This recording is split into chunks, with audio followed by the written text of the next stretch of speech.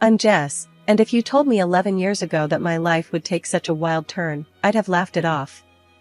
But here I am, stuck in a reality I never imagined. It all began innocently enough. I met Jack at a mutual friend's barbecue. He was charming, with a smile that could light up a room, and we hit it off right away. Fast forward through a whirlwind romance, and we were married, living what seemed like a dream. A year into our marriage, our son Max came into the world, making our little family feel complete. Life got real tough when Max started getting sick all the time. My job was on the line, but my boss, Mr. Harris, he was a lifesaver. Jess, you're a rock star at work, and we can't lose you. How about you work from home? Keep an eye on the little guy and keep the ball rolling here, he suggested. And just like that, my living room turned into my new office. Juggling work calls, Max's needs, and household chores became my new norm. But that's where the fairy tale ended and real life began. As I became the superwoman handling it all, something in Jack changed. The man who used to help around the house, who used to play with Max for hours, began to change. It was like he resented me for being at home, even though it was for our son. He'd walk in from work, not even a hello before he'd slump on the couch, eyes glued to his phone. Jack, could you help Max with his homework? I'd ask after a long day of balancing spreadsheets and laundry. I'm beat, Jess. You handle it. You're home all day, aren't you? He'd reply, not even looking up. His words stung, but I bit my tongue. I didn't want to fight in front of Max, who was becoming more perceptive each day. But it wasn't just me. His attitude towards Max shifted too. Gone were the days of patient father-son chats. Now, it was all short, snappy comments. Max, quit being a baby. Man up. Jack would snap when Max struggled with something. I tried to talk to Jack about it, to understand what was eating at him. But every attempt just bounced off him like he was made of stone. Jack, we need to talk. This isn't working, I said one evening when Max was at a sleepover. Here we go again. Nag, nag, nag. You know, maybe if you weren't so busy playing the perfect housewife, you'd see I'm dealing with real stress at work, he retorted, his words laced with a bitterness that took me aback. But we're supposed to be a team, Jack. It's us against the problem, not us against each other, I shot back, my patience wearing thin. Save it, Jess. I've got enough on my plate without home becoming another battlefield, he said, dismissing the conversation with a wave of his hand before storming out. I stood there, in the silence of our living room, feeling more alone than ever. It was like living with a stranger, a man who wore the same face as my husband but carried none of his warmth, none of his love. The shift in Jack's behavior didn't just come out of the blue. It crept in slowly, like a shadow growing longer as the sun sets, until one day, the room was dark. About 3 years back, that's when the late nights started becoming more frequent. Each time Jack walked through the door past midnight, his excuses were as thin as paper. It was a Tuesday, I remember, because Max had just won his soccer game, and we were waiting to celebrate with Jack. But as usual, the chair at the head of the table remained empty. Max's eyes kept darting to the clock, then to the door, and finally, settling on me with a mix of disappointment and confusion. I plastered a smile on my face, trying to keep the mood light. Your dad's really swamped at work, honey. But he's so proud of you, you know that, right? I reassured Max, but the words felt hollow even to me. It wasn't until much later that Jack decided to grace us with his presence. The sound of the door creaking open pulled me out of my troubled thoughts. I was sitting at the kitchen table, the remains of a celebration that never was laid out in front of me. Jack walked in, looking worn out, but there was something else in his demeanor, something off. I could smell the faint trace of perfume, definitely not mine, and it made my stomach churn. Jack, where have you been? Max waited up for you. He won his game today, remember? I tried to keep the accusation out of my voice, but it was hard. The game. Yeah, work, Jess. It's killing me. You know how it is. Jack mumbled, not even bothering to meet my gaze as he made a beeline for the fridge. No, I don't know, Jack. It seems like work is all you ever have to say these days. And what's that smell? Since when do your colleagues wear such strong perfume? I pushed, the words spilling out before I could stop them. Jack's head snapped up, his eyes narrowing. What are you implying, Jess? That I'm cheating on you? That's rich, coming from someone who's holed up here all day. The accusation stung, and I felt my face flush with anger. I'm here taking care of our son, our home, while you're out there doing God knows what. And it's not just the perfume, Jack. I found a strand of black hair on your jacket. Last time I checked, my hair was blonde. Jack let out a scoff, his ego inflating like a balloon. Oh, please, Jess. You're being paranoid. You think just because I come home smelling like someone else's perfume, I'm having an affair? Maybe you're just jealous. Maybe you still want me, huh? I was taken aback by his mockery. It wasn't like him. The Jack I knew would have reassured me, would have laughed it off and made me feel like a fool for even doubting. But this man, this stranger in my kitchen, he was egging me on, almost enjoying it. You think this is funny, Jack? Our marriage is hanging by a thread, and you're standing there making jokes? What happened to you? My voice broke, the frustration and hurt I'd been bottling up finally spilling over. Jack shrugged, his expression cold and detached. Maybe I've just had enough, Jess. Enough of this domestic bliss you keep trying to shove down my throat. I'm out there busting my ass every day, and I come home to this nagging and suspicion. You want to know where I've been? Out, where I don't have to deal with this crap. With those words, he grabbed a beer from the fridge and headed towards the living room, leaving me standing there, a mix of disbelief and anger coursing through me. As I heard the TV flick on, the familiar sound of laughter from some late-night show filling the house, I realized that the gap between us had grown too wide to bridge with mere words. The day started like any other, with Max's laughter filling the house as I juggled work and household chores. But a call from Mr. Harris changed everything. Jess, we need you in the office today. Big client coming in, and we can't do this without you, he said. I was torn. Max was down with one of his fevers again, and with Jack's unpredictable schedule, I couldn't just leave our son alone. I called Jack, hoping he'd understand the urgency. Jack, it's important. Mr. Harris needs me at the office. Can you come home early today? Max isn't feeling well. Jack's response was a cold splash of reality. Are you kidding me, Jess? You know I can't just leave work in the middle of the day. Handle it, like you always do. His words stung, but there was no time to argue. I called Helen, Jack's mom, and thank heavens, she agreed to help. Of course, dear. You go and take care of your work. Max will be fine with me. The meeting was intense, but we nailed it. Mr. Harris suggested celebrating at a nearby restaurant, and though my mind was at home with Max, I couldn't refuse. We settled into our seats, the clinking of glasses and the murmur of conversations around us. But as I scanned the room, my heart dropped. There, in a dimly lit corner, was Jack, his hand on another woman's, their heads close together in intimate conversation. I felt like I'd been punched in the gut. Mr. Harris noticed my pale face. Jess, are you all right? You look like you've seen a ghost.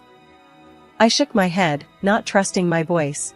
I need a moment, I managed to say, my legs shaky as I stood up. I headed to the restroom, my mind racing. This couldn't be happening. Not Jack. Not us. But the truth was right there, laughing and flirting over candlelight. I splashed water on my face, trying to calm the storm inside me. As I looked in the mirror, a fierce determination replaced the shock. I wouldn't let this slide. Not this time. Back at the table, I apologized to Mr. Harris and the clients. I'm sorry, I need to take care of something urgent. Please excuse me. I left the restaurant, my mind a whirlwind of hurt and anger. Jack didn't even notice me leave, so engrossed was he in his affair. I made it home, my hands trembling as I opened the door. Helen was there, her concerned eyes meeting mine. "Is everything alright, dear?" I couldn't spill it, not then. "Just a rough day at work, Helen. Thanks for watching, Max." Helen gave me a knowing look. "Anything you want to talk about?" I forced a smile. "Nothing to worry about. Just work stuff." "Thanks again, Helen." After Helen left, the silence of the house wrapped around me. The image of Jack with that woman replayed in my mind. But I wasn't about to let anger take the wheel. This fury was fuel.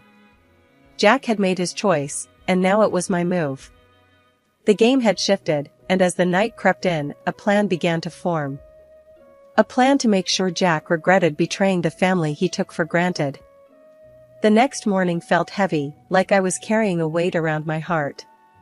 Jack had left early, his usual routine, acting like nothing was wrong. But everything had changed for me.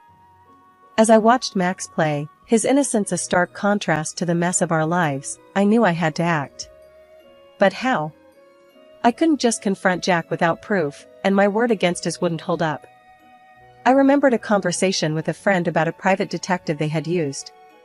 It seemed like a drastic step, but desperate times called for desperate measures.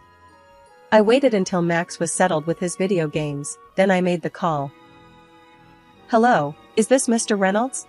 I asked, my voice barely above a whisper. "Yes, this is he." "How can I help you, ma'am?"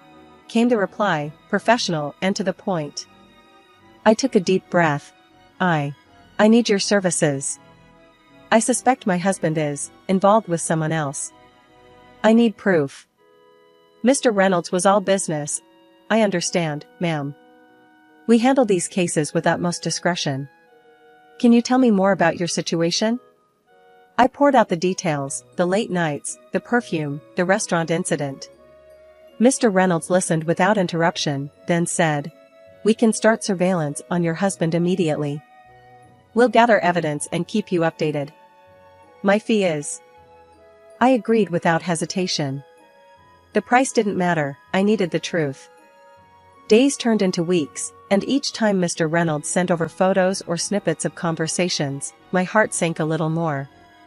Jack with the same woman, at restaurants, at a park, and once, chillingly, at a jewelry store. It was like watching a train wreck in slow motion, each piece of evidence a brutal confirmation of Jack's betrayal. One evening, as I sat staring at the latest set of photos, Max came up to me. "Mom, why are you sad? Did something happen?" I quickly hid the photos and forced a smile. "It's nothing, honey. Just some work stuff. You know how it is." Max looked unconvinced. "If Dad is making you sad, I can tell him to stop. He should be nice to you." I hugged him, tears threatening to spill. "You're such a good boy, Max. But it's not your fight. Mom's got this under control, okay?" Max nodded, but his eyes still held worry. It broke my heart to see him like this, but it also steeled my resolve. Jack had to be held accountable, not just for me, but for Max's sake too. Max's 10th birthday should have been a day of joy and laughter, a celebration of a decade of life. The house was decorated, the cake was ready, and Max's eyes sparkled with excitement. But as the day unfolded, it became clear that it was going to be anything but typical. Jack, once the cornerstone of our little family, had been drifting away, his presence now just a shadow. This day was no different. "Jess, work slammed. I can't make it," he said over the phone, his voice as cold as the winter wind. I watched from the window as he drove off, leaving a cloud of dust and a heavy heart behind. Helen and George, Jack's folks, did their best to fill the void, their faces a mix of concern and disappointment. The party was in full swing, the sound of children's laughter a bittersweet melody. Then, out of nowhere, my phone shattered the calm. Jack's voice, panicked and loud, boomed through the speaker. "Our son's been hit. He's at the hospital now." The room froze, the festive air turning to ice. But there, right in front of me, was Max, safe and unharmed. "Jack, check your number." Max is right here, safe and sound, I said, my voice steady, betraying none of the turmoil inside. There was a pause, a moment of silence that felt like an eternity.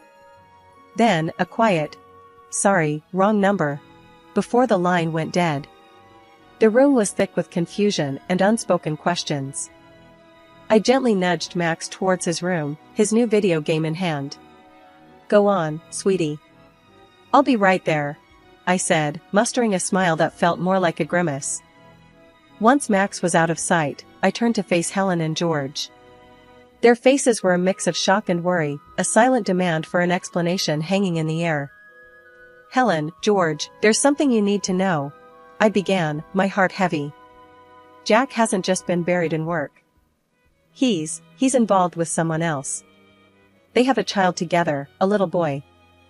The words hung in the air, heavy and suffocating. Helen's eyes welled with tears, and George's jaw clenched, his anger barely contained.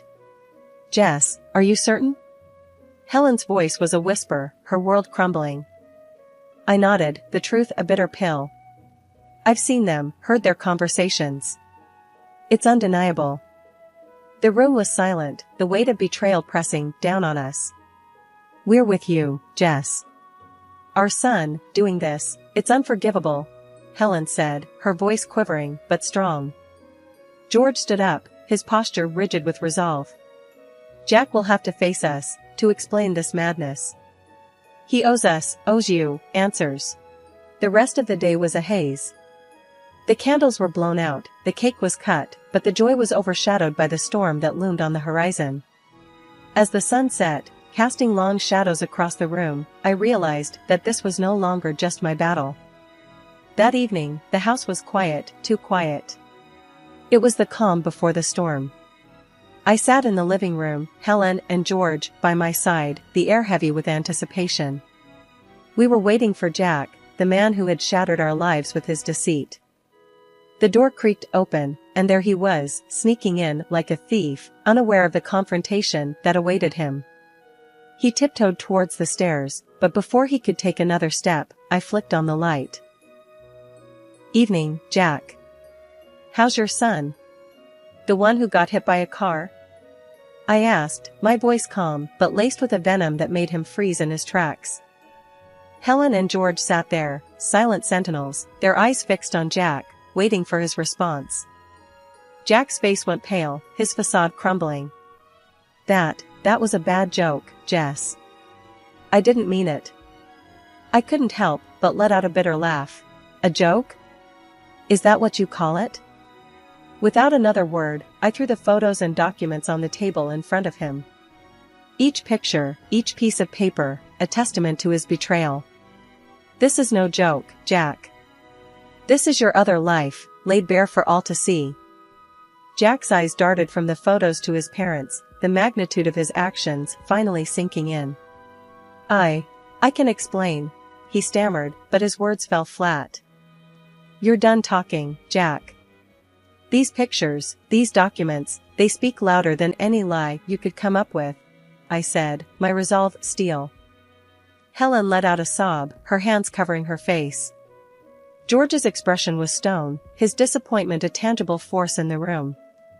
"To think our son would stoop this low," he muttered. Jack turned to his parents, desperation in his eyes. "Mom, Dad, But George cut him off, his voice firm and final. "You've made your bed, Jack. Now you lie in it. I'm cutting you off. Everything you would have gotten goes to Max." Jack looked at me, a last-ditch plea in his eyes. "Jess, please. I'll do anything. Don't do this." But the time for mercy had passed. "You had your chance, Jack. Now it's time you face the consequences. I want a divorce, and I'll make sure you pay for every heartache you've caused." The room was silent, the finality of my words hanging in the air. Jack, defeated and broken, gathered his things, his departure marking the end of our life together, but the beginning of a new chapter for me, for Max, for us. Days after Jack's departure, the echo of the door slamming still hung in the air, like a bad odor. I thought I'd seen the last of the drama, but I was dead wrong. The doorbell rang, a sharp, intrusive sound that felt like an invasion. Standing there, with a smirk that could sour milk, was Jack's mistress, her confidence as misplaced as her morals. Well, if it isn't the jilted wife. Time to pack up, darling. Jack's with me now, and so's everything that was yours. This pretty little house? I'm thinking curtains, maybe some new furniture. Her words were like nails on a chalkboard. I couldn't help but laugh, the sound bitter. You're dreaming if you think you can claim my house. This place? It's from my family. Jack couldn't lay a claim on it if he tried. Her smug expression faltered, confusion and anger warring on her face. She whipped out her phone, her false nails tapping furiously. Jack, you better explain this right now. You said this house was ours. In no time, Jack was at the door, his face ashen. The house, it's Jess's, he stammered, avoiding my gaze. The mistress's face turned a shade of red I didn't know existed. You pathetic liar. You promised me a fairy tale, and now you're telling me it's just a bedtime story? I watched the drama unfold, my arms crossed, a smirk playing on my lips. But I had one more card to play. Seems like we're airing dirty laundry today. Why not throw in these? I said, slapping the photos on the table. Looks like someone's been two-timing. Here you are, leaving a hotel with another man. Care to explain, sweetheart?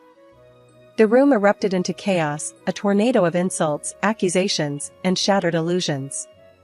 I stood there, the eye of the storm, watching the destruction. Thinking of a paternity test, Jack? Might want to find out if you're really the daddy. The aftermath was a scene from a soap opera. The mistress, her dreams shattered, stormed out, leaving Jack standing in the ruins of his choices. And me? I stood tall, the victor in a battle I never wanted to fight.